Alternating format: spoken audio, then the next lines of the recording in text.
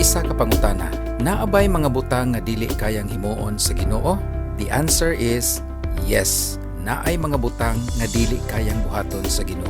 Ug aron atong mahibal-an unsa ning mga butanga, gidapit ko kamo nga mugahin og panahon sa pagpaminaw sa atong online lecture karon. Apan sa dili pa ta magsugod, ayaw kalimot sa pag-subscribe aron mahibal-an nato kung pila ta kabuo sa atong online class karon. Welcome sa atong discussion mahitungod sa the incommunicable attribute of God.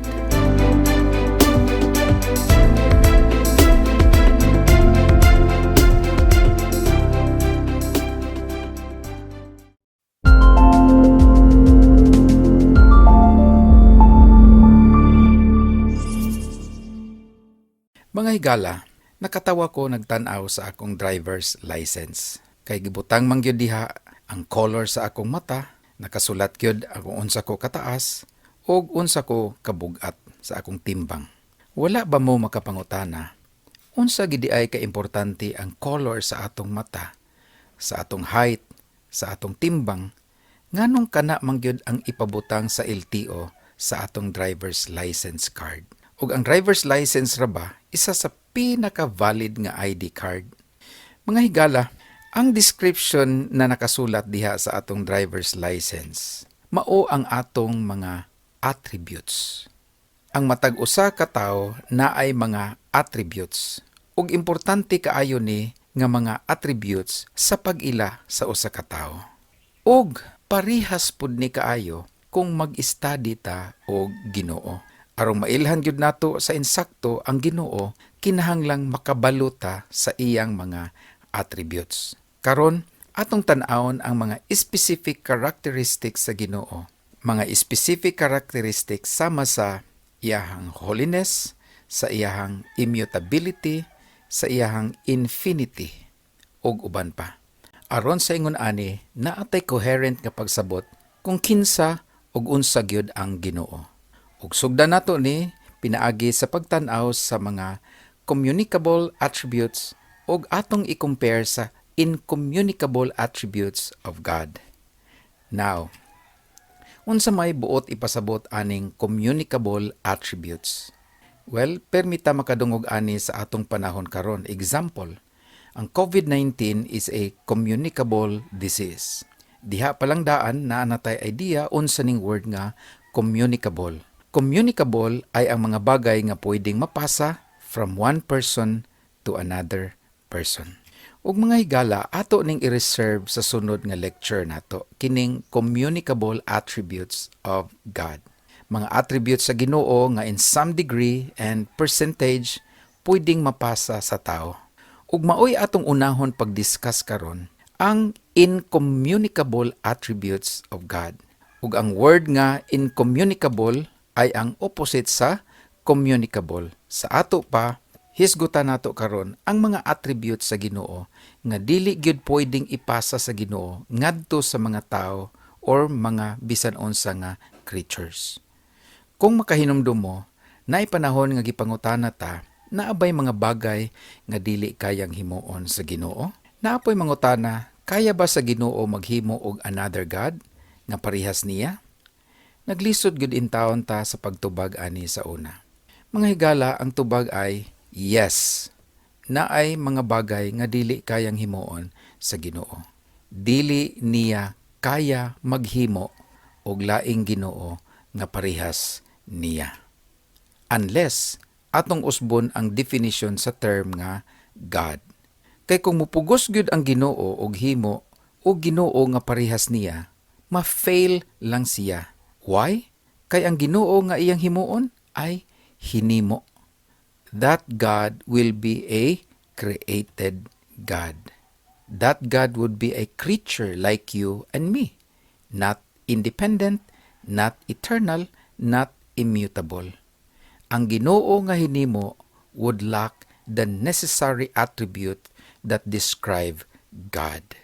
Mga higala, ang buot natong ipasabot mao nga naay mga certain attribute ang Ginoo that even God could not transfer from Himself to a creature. Mao nang gitawag og incommunicable attribute of God. Now, Naailaing important principle nga angay pod natong ma-familiarize. O kini mao ang Ginoo is a simple being. God is a simple being. Pero atong klarohon nga ang word nga simple dili ni pareha sa atong naandan nga meaning. It is not simple like simple to understand, dili ni simple nga easy lang. Ang buot ipasabot ay God is not made up of parts. Mga higala, kitang mga tao manggod, daghan kaayo tag body parts. Naatay kamot, naatay tiil, naatay ulo. Nya diha sa sulod sa atong lawas, perti pang daghanang parts. Ang buot ipasabot, ang tao, ako, daghan kaayo kog bukog nga gi-connect ug daghan kaayo kong ugat or unod og mga tissues ug sa dihang nasumpay na ni sila tanan pati ang gagmay kaayo nga mga ugat nahimo kung usa ka creature. Sa ato pa, ang tao usa ka complex being, while ang Ginoo is a simple being lang. Meaning, dili siya complex. Dili siya made up of 5 pounds of immutability. Dili siya made up of 5 grams of infinity or 5 kilos of sovereignty nga mixed up together, mahimo siyang isa ka Ginoo. No, it's not like that. Mga higala, mao ni atong hinumduman. Dili lang kay naay attributes ang Ginoo. He is His attributes. Medyo makasunggo lang ni, pero ingini ni. Ang Ginoo naay mga attribute. Sa matag attribute niya, Ginoo na siya 100%. God is His attribute in an undivided, simple way. Example, moingon ta nga ang Ginoo holy, moingon ta nga ang Ginoo just, moingon ta nga ang Ginoo immutable, omnipotent. Buot ipasabot ana mga higala nga ang ihang omnipotence is always a holy omnipotence. Nga ang iyahang omnipotence is always an immutable omnipotence, is always an eternal omnipotence, infinite omnipotence. Ug ingon ana pod sa uban niyang mga attributes. God's eternality is an omnipotent holiness, and His holiness is an all-powerful omnipotent holiness. Dili siya pareha sa tao nga ang atong kuko kinahanglan pang ikonek sa tudlo ug ang atong tudlo kinahanglan pang ikonek sa palad ug ang atong palad kinahanglan pang ikonek sa atong bukton aron matawag nga mahimong kamot. Ang Ginoo dili sumpay-sumpay nga 2 feet nga omnipotence nga isagol or isumpay sa 2 inches nga holiness. He is altogether holy, altogether omnipotent, altogether immutable. He is His attributes. Karon, basin makapangutana mo, Pastor Raot, nganong ato maning tun-an? Importante ba gyud ni? Unsa may gamit ani sa atong pagtuo o gibarugan? Mga higala, nay mga tao nga dili ganahan mo hisgot about ani, kay unsa man daw kapuslanan ani. Apan sa akong tan-aw, ug sa tan-aw sa mga theologians, importante kaayo kini. Kay mauni ang paagi nga maklaro gyud nato nga mga tao, what is the difference between God and any creature like human being? Aron dili ta makalimot ba? Kay usahay ra ba ang tao feeling murag Ginoo?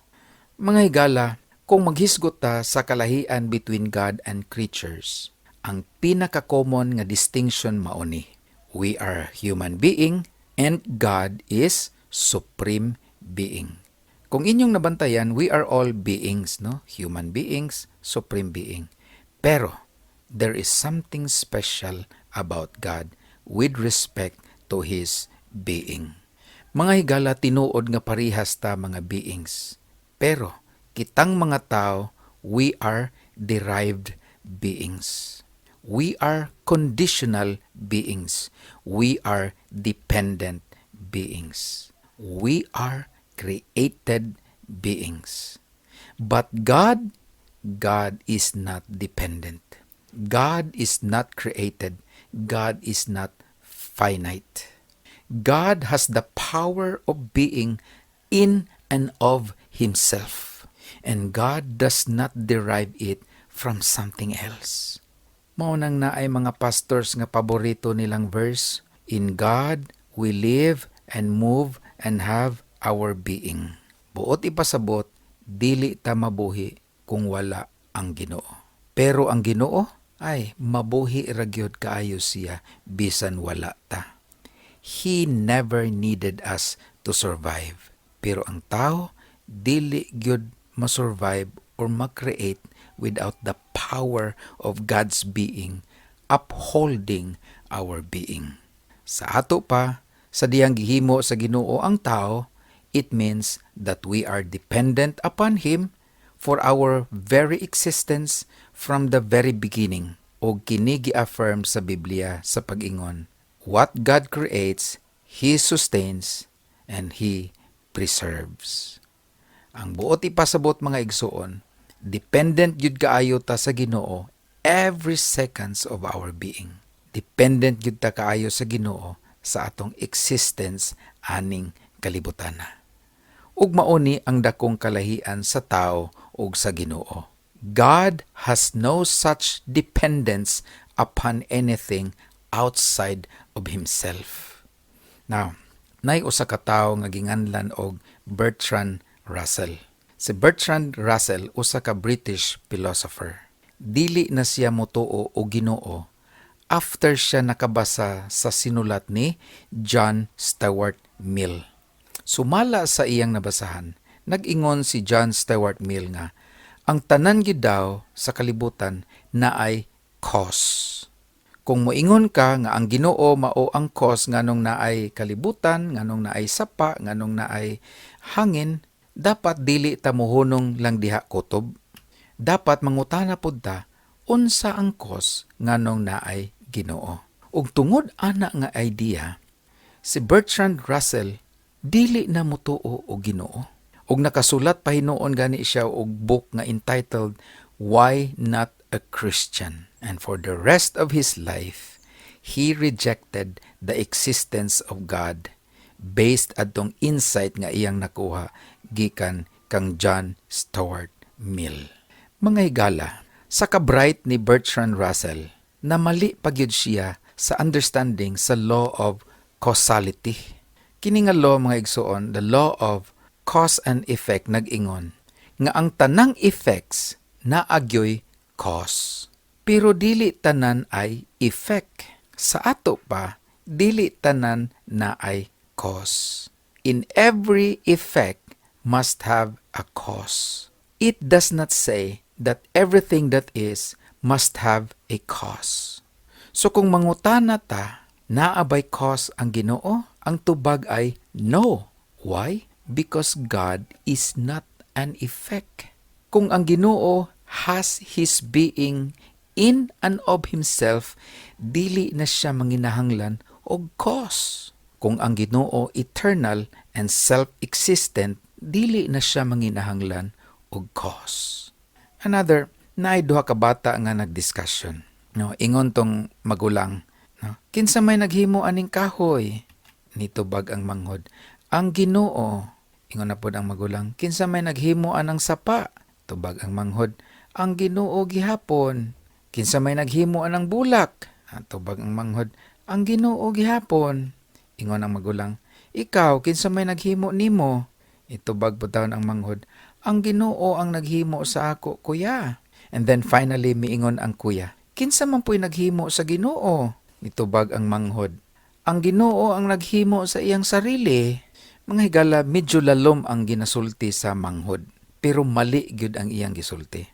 Because even God cannot make Himself. Kinsay muhimo niya kung wala pa siya? Sa ato pa, ang Ginoo is not self-created. God is self-existent. Ug mao na ang pinaka-amazing and profound element or attribute sa Ginoo. Sa systematic theology, ang term nga gigamit ani ay aseity. Ug mao ni ang pinakaganahan nako nga attribute sa Ginoo. O possible nga ang uban kanato karon pa nakasugat ani nga term, nang pasalamat kaayo ta nga naatay chance nga magpadayon sa pagtuon kay makasugat ani ining mga bag-o nga mga termino mahitungod sa Ginoo. Mga higala, ang theological term nga aseity magdala nato sa pagtahod sa Ginoo, because the aseity of God refers to having His existence in and of Himself. Mauni ang maghatag og supremacy sa Ginoo, nga ang Ginoo dili creature. Wala siya'y gisaligan para sa iyahang existence. Mga higala, i-imagine ninyo, kung wala tay mahingos nga hangin for 5 minutes, sigurado patay ta. Kung wala tay mainom nga tubig for 5 days, sigurado mamatay gid siguro ta. Kung wala tay makaon for 15 days, patay gid ta. Or kung ang tao masudlan og gamay kaayo nga fatal nga virus, mamatay ang tao. Ang buot ipasabot mao nga our lives are so fragile and susceptible to all kinds of dreadful things that can destroy. But God cannot die. Ang Ginoo wala magsalig sa ubang butang arong mabuhi, because He has the power of being in and of Himself, the very thing that we don't have. That is why we are so fragile, ug maupod ni ang hinungdan nganong daghan tag kahadlok sa kinabuhi. Tungod kay kita dependent nga mga human beings. Nagsalig ra ta sa atong palibot arong mabuhi ta. Mao nay buot pasabot sa dependent human beings.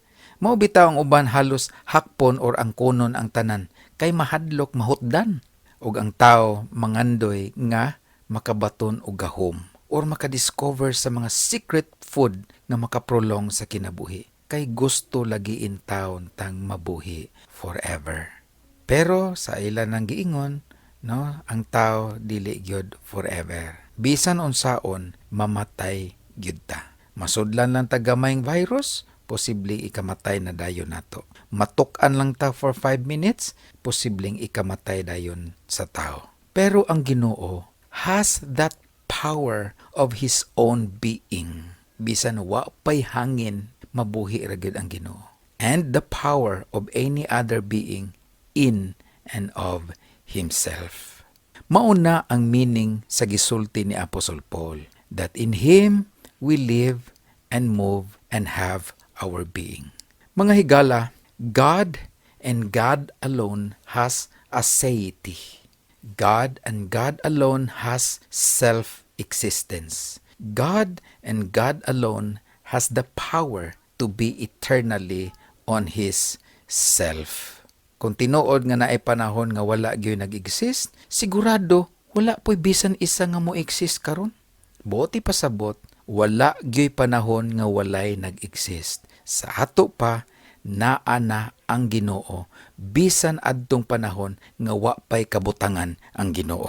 Kung naay panahon nga walay nag-exist, naa ba kay possibility nga mahimo pod ang universe or mahimo ang earth? Kadako aning universe, unsaon man paghimo ana kung wala gyud nag-exist bago nahimo ang universe. Mga higala, ang punto mao nga there is something before the universe and the world existed.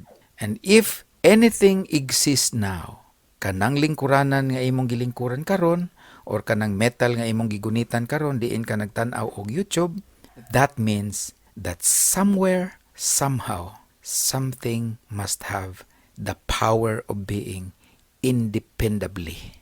Nag-exist na siya bisan diha sa lugar where nothing could possibly be. Ang mga bagay nga naa sa atong atubangan karon is a declaration of the aseity of God.